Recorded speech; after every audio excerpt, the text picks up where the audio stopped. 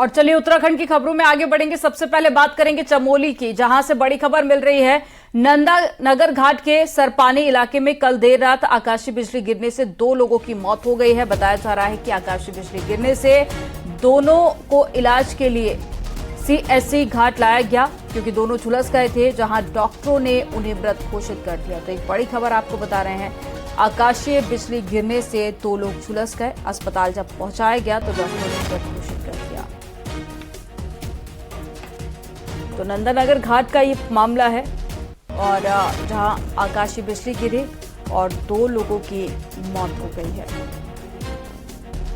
उत्तराखंड में अभी भी मौसम बार बार बदल रहा है, कई जगह पर बारिश हो रही है, और ऐसे में सरपानी गांव में हादसा हुआ। नंदानगर घाट पर आकाशीय बिजली गिर गई, जिसमें 2 लोगों के झुलसने से मौत हो गई है। तो तस्वीरें देखिए आप, मौसम बार बार बदल रहा है।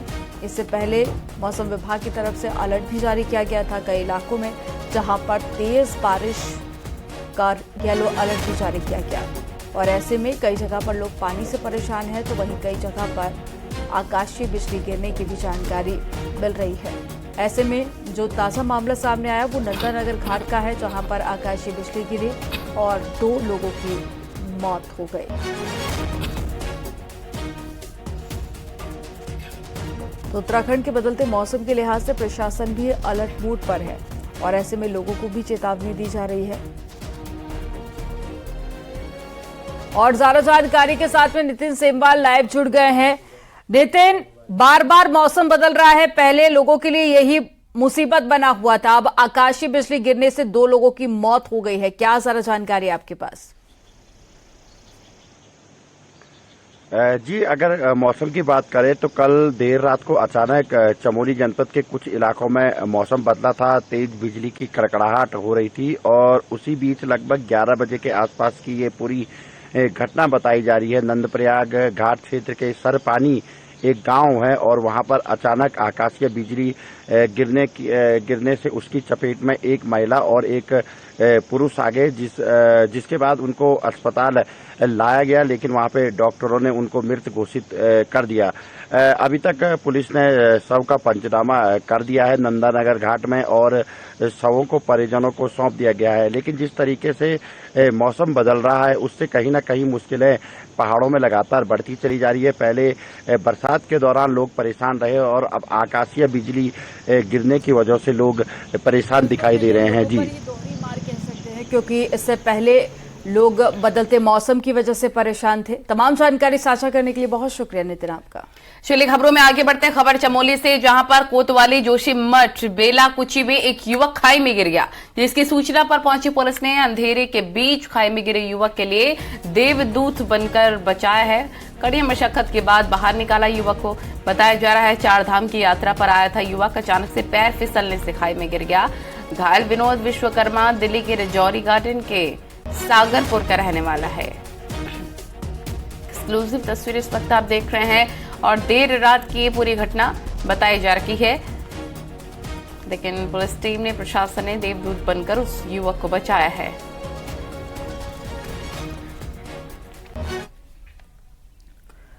उत्तरकाशी से एक बड़ी खबर आ रही है। गंगोत्री हाईवे भटवाड़ी से आगे बोल्डर आने से बंद हो गया रास्ता। सुबह से मार्ग में यात्री फंसे हुए हैं। बीआरओ की मशीन मौके पर मौजूद है, रात को ही रवाना कर दी गई थी, और साथ ही रास्ते को खुलवाने का काम शुरू कर दिया गया है। तो तस्वीरें आप देखिए, जहां पर रास्ता पूरी तरह से बंद हो चुका है, और जो यात्री हैं जिन्हें उस पार जाना है वो बीच रास्ते में ही फंसे हुए हैं। ऐसे में मशीन को रवाना किया गया देर रात, ताकि जल्द से जल्द रास्ते को खोला जा सके।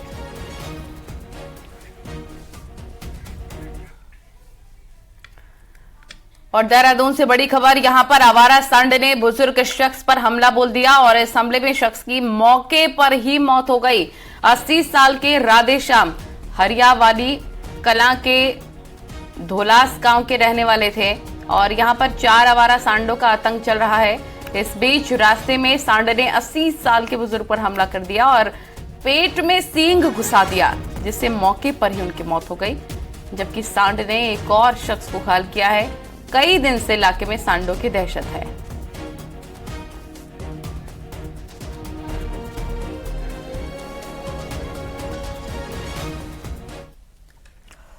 कल बहुचर्चित अंकिता भंडारी के इस मामले में कोर्ट में मुख्य गवाह पुष्पदीप के बयान दर्ज किए गए। इस दौरान में कोर्ट में अंकिता के माता पिता भी मौजूद रहे और साथ ही केस में तीनों आरोपी भी कोर्ट में मौजूद रहे। कोर्ट में बचाव पक्ष की ओर से पुष्पदीप और अंकिता के बीच हुई व्हाट्सएप चैट को लेकर पुष्पदीप से कई सवाल भी किए गए। साथ ही कोर्ट में इस बात को साबित करने की कोशिश की गई कि अंकिता पहले से परेशान थी। वहीं इस दौरान अंकिता की कुछ पर्सनल चैट पर भी पुष्पदीप से सवाल किए गए। कोर्ट में हुए बहस के बाद में पुष्पदीप को फिर से 6 अक्टूबर को कोर्ट में पेश होना होगा।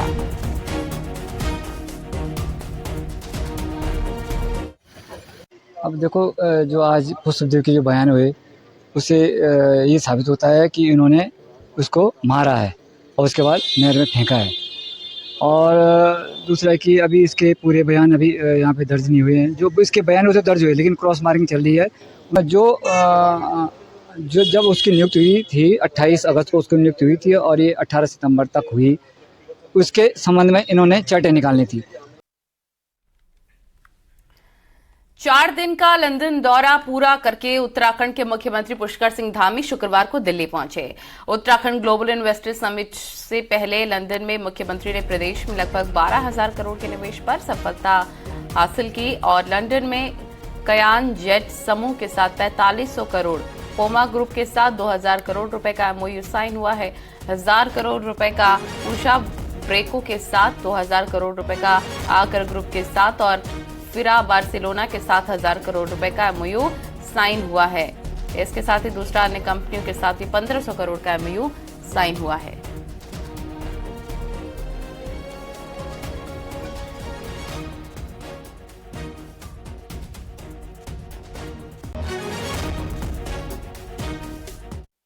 ब्रिटेन के पर्यटन मंत्री के साथ जो वार्ता हुई, उस वार्ता में हम लोगों ने एक संयुक्त रूप से एक मसौदा तैयार किया है कि कैसे एक जो विदेशी टूरिस्ट कैसे वो उत्तराखंड आए और अधिकतम उत्तराखंड के स्थानों पर जाएं। उन सभी पर हमारी सार्थक चर्चा हुई। लगभग 12,500 करोड़ के अभी निवेश पर करार हुआ है और आगे के लिए बहुत सारे लोगों ने कहा है और हमको कुछ प्रस्ताव दिए भी हैं। चूंकि बहुत सारे प्रस्तावों पर चूंकि एकदम से हमको प्रस्ताव मिले हैं और सभी पर हम तुरंत उस पर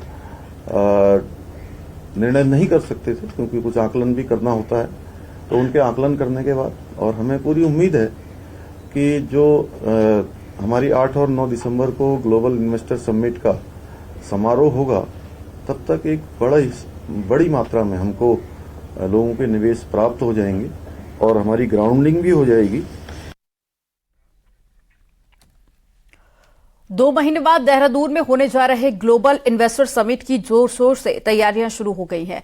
राज्य के बाहर इन्वेस्टर से बातचीत हो रही है तो राज्य के भीतर निवेशकों के लिए माहौल तैयार किया जा रहा है। सीएम पुष्कर सिंह धामी के 4 दिन के लंदन दौरे में हुए 12,500 करोड़ के करार से सरकार काफी उत्साहित है। एक रिपोर्ट देखिए।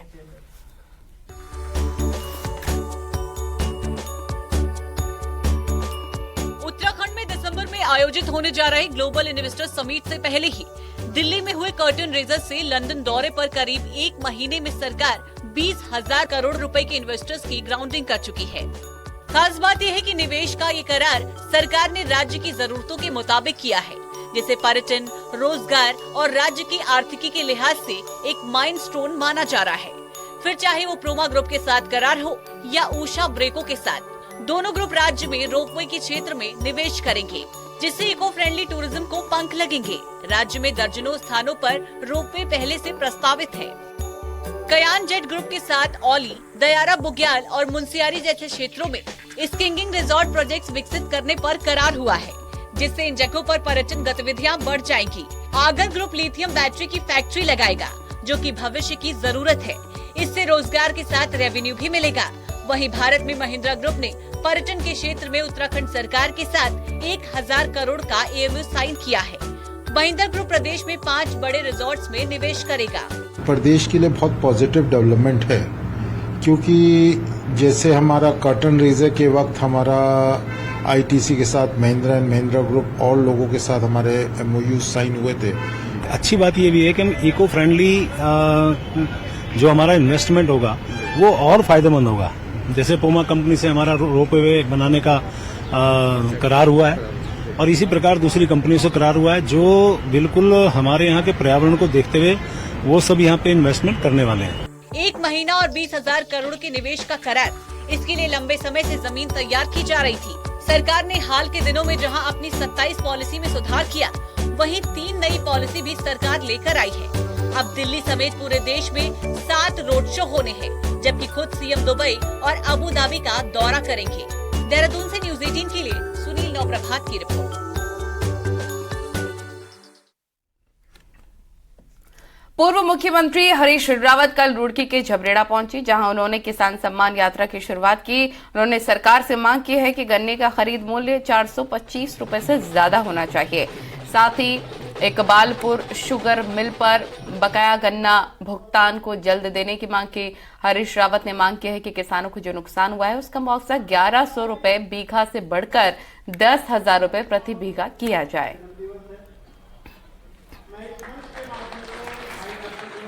10,000 रुपया प्रति बीघा होना चाहिए और एक फसल चक्र में जो किसानों का के ऊपर बिजली पानी का बकाया और ब्याज कर्ज का ब्याज है वो माफ होगा। प्रधानमंत्री नरेंद्र मोदी 11 से 12 अक्टूबर के बीच में कुमाऊं दौरे पर आ रहे हैं। पुलिस ने प्रधानमंत्री मोदी के इस दौरे की तैयारियां शुरू कर दी हैं। पीएम पिथौरागढ़, बागेश्वर और साथ ही अल्मोड़ा के कई जगहों पर दौरा कर सकते हैं। इस दौरान उनका आदि कैलाश नारायण आश्रम, मायावती आश्रम के साथ ही जागेश्वर मंदिर जाने का कार्यक्रम तय हो रहा है। ऐसे में पुलिस इस दौरे की तैयारियों में जुट गई है।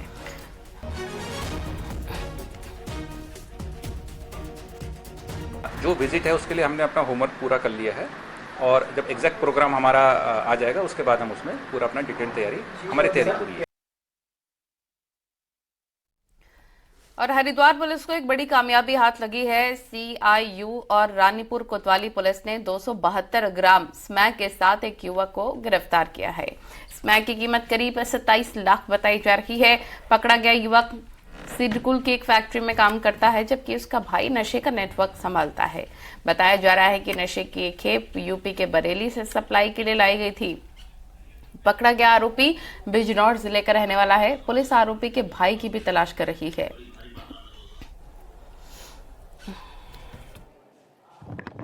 चेकिंग इसमें की गई थी बैरियर नंबर 5 के पास में। जब इससे चेकिंग की गई तो उसने करीब 273 ग्राम स्मैक प्राप्त की है और उसमें इसके खिलाफ जेडीपीएस की जो संबंधित धाराएं हैं उसमें मुकदमा दायर किया गया है। उसमें जो इसका भाई उसमें इसकी मदद कर रहा है अभिषेक, वो अभी फरार कर रहा है।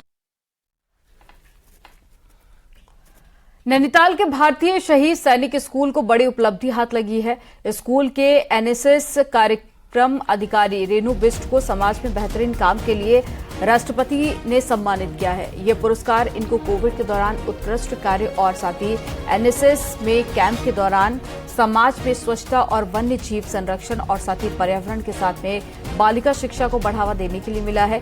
दिल्ली में कार्यक्रम अधिकारी रेणु बिष्ट और प्रधानाचार्य विशन सिंह मेहता ने राष्ट्रपति के हाथों पुरस्कार लिया और ये तस्वीरें आप देखिए, राष्ट्रपति द्रौपदी मुर्मू सम्मानित करती हुई।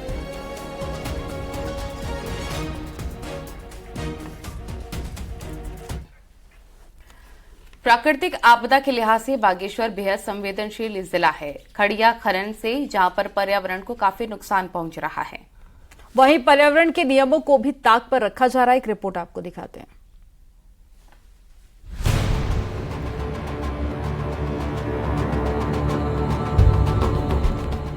बागेश्वर में कुदरत ने खड़िया के कई भंडार दिए हैं, लेकिन खड़िया खनन से प्रकृति को नुकसान हो रहा है।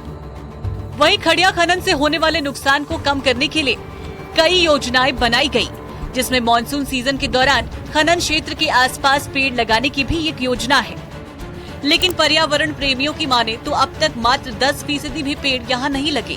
प्लांटेशन तो बहुत कम हो रहा है यहाँ पर, ये 10% के लगभग हमने देखा था कहीं पर हुआ है, लेकिन ज्यादातर भूमि आप देख रहे हैं, इसका आप फोटो लीजिए, कहीं पर भी आपको कुछ नहीं दिखाई देगा। खनन से यहाँ की जो प्राकृतिक सुंदरता है वो नष्ट हो रही है। बागेश्वर में कई गांव और कई मकान खड़िया खनन के कारण खतरे की जद में है, लेकिन कोई देखने वाला नहीं है। इधर डीएम का कहना है कि माइनिंग ऑनर पेड़ लगाने का टारगेट पूरा नहीं करेंगे तो इस बार उनका खनन पोर्टल नहीं खोला जाएगा। तो हम जब पोर्टल खोलेंगे तो सबसे पहले उनकी ये कंप्लाइंस ही देखेंगे, कितने प्लांट्स किसने लगाए हैं। जिसने प्लांट्स अपने पूरे नहीं किए होंगे, नहीं लगाए होंगे, तो उसका निसंदेह हम पोर्टल ओपन नहीं करेंगे। एक प्री कंडीशन रहेगी, ये पहले भी उनको अवगत कराया गया और उसको स्ट्रिक्टली एनफोर्स भी करेंगे। बेतहाशा खड़िया खनन से पहाड़ खोखले हो रहे हैं। डैमेज कंट्रोल के लिए सरकार ने नीतियां तो कई बनाई हैं, लेकिन उनका पालन नहीं हो रहा है। न्यूज़ 18 के लिए बागेश्वर से सुष्मिता थापा की रिपोर्ट। बागेश्वर की 3 लाख से अधिक जनसंख्या का जो स्वास्थ्य है वो 80 डॉक्टर्स के हवाले है। लंबे समय से 30 डॉक्टर्स, एएनएम समेत अन्य कर्मचारियों की भारी कमी यहां पर देखने को मिल रही है। ऐसे में पहाड़ की स्वास्थ्य सेवाएं भगवान भरोसे चल रही हैं। वहीं पहाड़ों में भी हृदय रोगी बढ़ रहे हैं, तो बागेश्वर में आज तक किसी हृदय रोग विशेषज्ञ की तैनाती नहीं हुई है।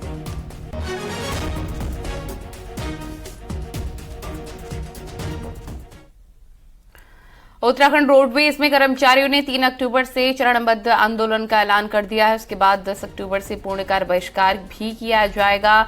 इसमें खासतौर पर डग्गामारी को रोकने और नई बस खरीद के साथ मृतक आश्रितों को जल्द नौकरी देने की मांग शामिल है। कर्मचारी कई बार शासन को अल्टीमेटम दे चुके हैं कि नई बस मिलनी चाहिए।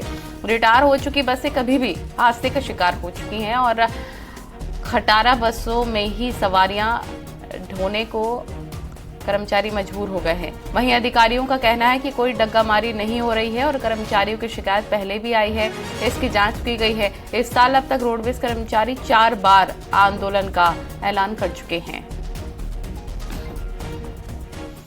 10 अक्टूबर की मध्य रात्रि से सुबह 11:30 बजे हमारा सचिवालय घिराव का कार्यक्रम है और 10 तारीख की मध्य रात्रि से हमारा कार्य बहिष्कार पूर्ण रूप से पूरे उत्तराखंड में ना वो जाम ही हो जाएगा जब कार्य बहिष्कार पर रहेंगे सब। डग्गामारी जैसा कहा जा रहा है कि हो रही, ऐसा नहीं है। बिना परमिट की गाड़ियां कभी चलती होंगी, इक्की दुक्की चल गई होंगी। उन पे बहुत भारी एक्शन लिया था डिपार्टमेंट ने पिछले वर्ष, पिछले 2 साल लगातार कोविड के बाद पूरा दौर चला और इस तरह का कोई इस तरह सिस्टम नहीं चलने दिया गया कि अल्मोड़ा में जल निगम ने ग्रामीणों का रास्ता बंद कर दिया, जिसके बाद में विधायक मनोज तिवारी ने ग्रामीणों के साथ में जल निगम के गेट का ताला तोड़ दिया और गेट को खोल दिया। दरअसल लोअर मॉल रोड सरकारी आली से लगे सैकड़ों ग्रामीणों के आने जाने का रास्ता जल निगम कॉलोनी से जाता है, लेकिन वर्तमान अधीक्षण अभियंता ने गेट पर ताला लगा दिया था, जिससे गाँव के लोगों का रास्ता बंद हो गया था। 100-150 मॉल्स यहाँ पर रहते हैं इस अधीक्षण अभियंता कार्यालय के नीचे, और जब ये विभाग का कार्यालय यहाँ पर नहीं था उससे पहले लोग यहाँ पर बसासत करते आ रहे हैं और इससे पूर्व भी कई अधीक्षण अभियंता रहे होंगे और उन्होंने कभी भी ऐसा नहीं करा, दुस्साहस नहीं करा कि यहाँ पर इस गेट में ताला लगा जाए और यहाँ के लोगों को आने जाने की सुविधा दी गई थी, क्योंकि उनका एक ही मुख्य रास्ता है। चंपावत में काली नदी में चल रही 3 दिनों की राष्ट्रीय रिवर राफ्टिंग प्रतियोगिता पूरी हो गई है। प्रतियोगिता में देश भर के चुनिंदा साहसिक खिलाड़ियों ने हिस्सेदारी की है। समापन समारोह में बेहतरीन प्रदर्शन करने वाले साहसिक खिलाड़ियों को सम्मानित किया गया, जबकि आर्मी के बैंड ने इस मौके को यादगार बना दिया। 3 दिवसीय राफ्टिंग प्रतियोगिता में पहले दिन 13 किलोमीटर की मैराथन राफ्टिंग प्रतियोगिता हुई। पुरुष वर्ग में रियल एडवेंचर की टीम ओवरऑल चैंपियन रही। बीएसएफ की टीम दूसरे स्थान पर, जबकि महिला वर्ग में बीएसएफ की टीम चैंपियन रही। दूसरे स्थान पर रियल एडवेंचर की टीम रही।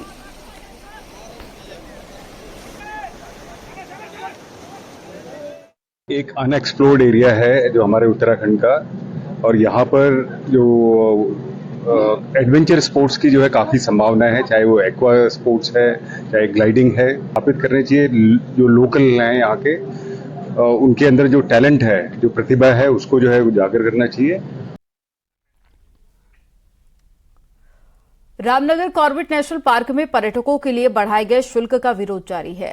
वहीं अब जिप्सी संचालकों ने 1 और 2 अक्टूबर को सफारी बंद करने का ऐलान किया है और दरअसल शासन आदेश के मुताबिक पार्क में 4 घंटे की सफारी के लिए एंट्री फीस बढ़ाई गई थी और जहां पहले डे विजिट में पर्यटकों को पार्क में एंट्री के लिए 1080 रुपए खर्च करने होते थे और अब ये बढ़कर 3500 से ज्यादा कर दिए गए, जिसका विरोध जिप्सी संचालक कर रहे हैं। उनका कहना है कि इतनी एंट्री फीस बढ़ाकर कॉर्पोरेट प्रशासन उत्तराखंड के नागरिकों के लिए यहां के गेट हमेशा के लिए बंद कर रहा है, इसलिए उन्होंने 1 और 2 अक्टूबर को जिप्सी संचालन ठप करने का मन बना लिया है। और हमने 1 और 2 तारीख को जो है कॉर्बेट नेशनल पार्क के झरना और ढेला जोन में पर्यटन की जो गतिविधियां हैं, जो हमारी जिप्सियां वगैरह जाती हैं, हमने उसको पूर्ण रूप से बंद किया है। सभी की सहमति से यह कार्य हो रहा है। उत्तराखंड हाईकोर्ट ने कॉर्बेट पार्क में चल रहे जिप्सी पंजीकरण प्रक्रिया पर रोक लगा दी है। साथ ही कोर्ट ने सरकार और मुख्य वन संरक्षण के साथ निदेशक कॉर्बेट पार्क को नोटिस जारी किया है और जवाब मांगा है। कोर्ट ने टिप्पणी करते हुए कहा है कि पूरे मामले में धांधली दिख रही है। आपको बता दें, कॉर्बेट पार्क में पर्यटन वर्ष 2023-2024 के लिए रजिस्टर्ड किया गया है, जिसको कई जिप्सी चालकों ने हाईकोर्ट में चुनौती दी है। इस पर सुनवाई करते हुए कोर्ट ने जिप्सी पंजीकरण प्रक्रिया पर रोक लगा दी है और अब कोर्ट इस मामले में 30 अक्टूबर को अगली सुनवाई करेगा। जो कॉर्बेट पार्क में पर्यटन वर्ष 2023-24 में जिप्सी के पंजीकरण हो रहे हैं, तो इसमें एक शर्त ये रखी गई थी कि जो पूर्व से पंजीकृत हैं वही लोग अप्लाई कर सकते हैं और साथ ही जो हाईकोर्ट के पूर्व के आदेश हैं उसके क्रम में विज्ञापन भी नहीं दिया गया था अखबारों में, न वेबसाइट पे कोई इसका विज्ञापन दिया गया था। सिर्फ एक गूगल फॉर्म के माध्यम से किया जा रहा था, जो कि पारदर्शी प्रक्रिया जैसा कि कोर्ट के पूर्व आदेश है। 2024 के लोकसभा चुनाव और प्रदेश में होने वाले निकाय चुनाव के लिए कांग्रेस ने संगठन को धार देनी शुरू कर दी है। हरिद्वार में कांग्रेस संगठन के गढ़वाल मंडल की मीटिंग हुई और प्रदेश अध्यक्ष करण माहरा की अध्यक्षता में बैठक हुई, जिसमें गढ़वाल मंडल के सभी जिला अध्यक्ष और साथ ही महानगर अध्यक्ष शामिल हुए। मीटिंग में लोकसभा चुनाव और निकाय चुनाव की रणनीति को लेकर भी चर्चा की गई। साथ ही हाल ही में बागेश्वर के उपचुनाव में कांग्रेस को मिली हार पर भी समीक्षा की गई। और अभी जो बागेश्वर चुनाव हुआ था उसमें जो चीज़ें हम लोगों को संज्ञान में आई हैं उसको हम रेक्टिफाई कैसे करेंगे, क्या चीज़ उसमें पॉजिटिव थी और क्या चीज़ हम लोगों की कमी रहेगी। हम 2000 से चुनाव हारे हैं, तैयारी पूरी है। हम अपने बूथ लेवल पे उसमें हम अपनी मजबूती पर लगे हुए हैं, लगातार उसको कर रहे हैं।